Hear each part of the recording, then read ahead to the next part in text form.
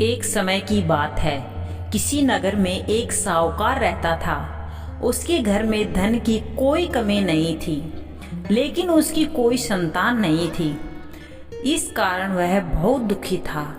पुत्र प्राप्ति के लिए वह प्रत्येक सोमवार व्रत रखता था और पूरी श्रद्धा के साथ शिव मंदिर जाकर भगवान शिव और पार्वती जी की पूजा करता था। उसकी भक्ति देखकर एक दिन माँ पार्वती प्रसन्न हो गई और भगवान शिव से उस साहूकार की मनोकामना पूर्ण करने का आग्रह किया। पार्वती जी की इच्छा सुनकर भगवान शिव ने कहा, हे पार्वती, इस संसार में हर प्राणी को उसके कर्मों का फल मिलता है और जिसके भाग्य में जो हो उसे भोगना ही पड़ता है। लेकिन पार्वती जी ने साहूकार की भक्ति का मान रखने के लिए उसकी मनोकामना पूर्ण करने की इच्छा जताई।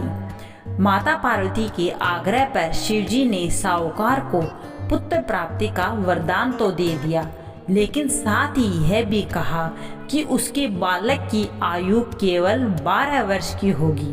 माता पार्वती और भगवान शिव की बातचीत को साहूकार सुन रहा था। उसे ना तो इस बात की खुशी थी और ना ही दुख।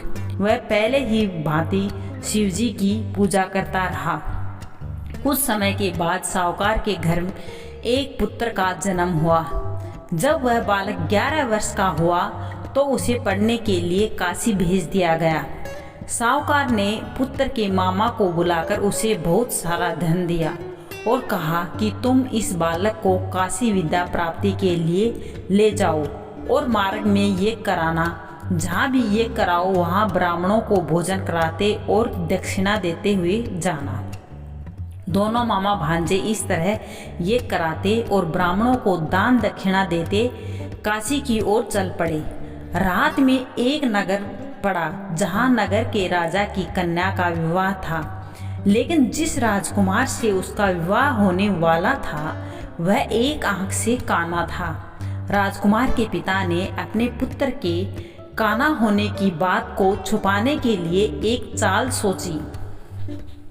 साहूकार के पुत्र को देखकर उसके मन में एक विचार आया। उसने सोचा, क्यों न इस लड़के को दूल्हा बनाकर राजकुमार से विवाह करा दूं। विवाह के बाद इसको धन देकर विदा कर दूंगा और राजकुमारी को अपने नगर ले जाऊंगा। लड़के को दूल्हे के वस्त्र पहनाकर राजकुमारी से विवाह कर दिया गया। लेकिन साहूकार का पुत्र ईमानदार था। उसे यह बात न्याय संगत नहीं लगी।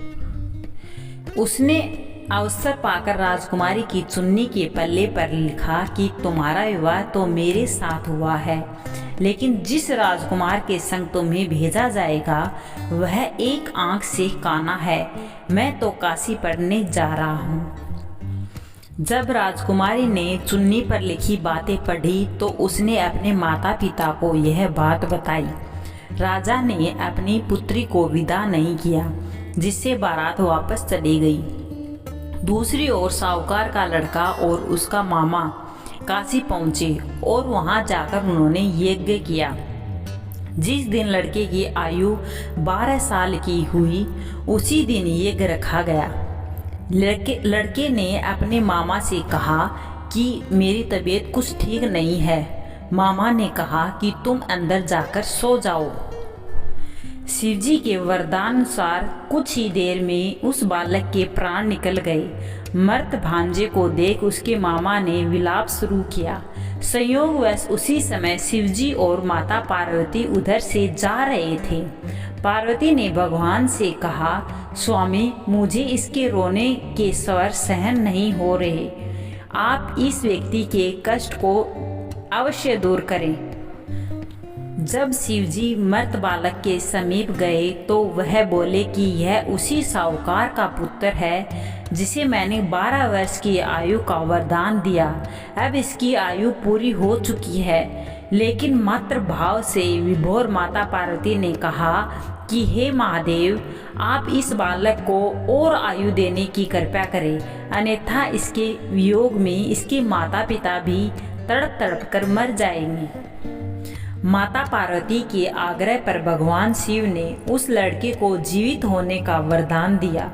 शिव जी की कृपा से वह लड़का जीवित हो गया। शिक्षा समाप्त करके लड़का मामा के साथ अपने नगर की ओर चल दिया। दोनों चलते हुए उस नगर में पहुंचे जहां उसका विवाह हुआ था।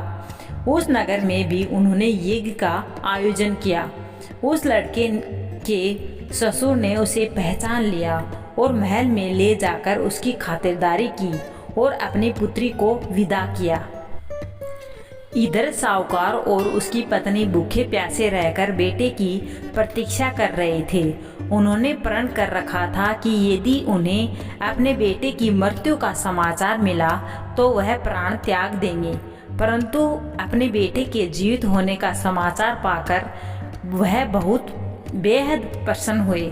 उसी रात भगवान शिव ने व्यापारी के सपने में आकर कहा, हे श्रेष्ठी, मैंने तेरे सोमवार के व्रत करने और व्रत कथा सुनने से प्रसन्न होकर तेरे पुत्र को लंबी आयु प्रदान की है। इसी प्रकार जो कोई सोमवार व्रत करता है या कथा सुनता है और पढ़ता है, उसके सभी दुख दूर होते हैं और समस्त मनोकामना पूर्ण होती है।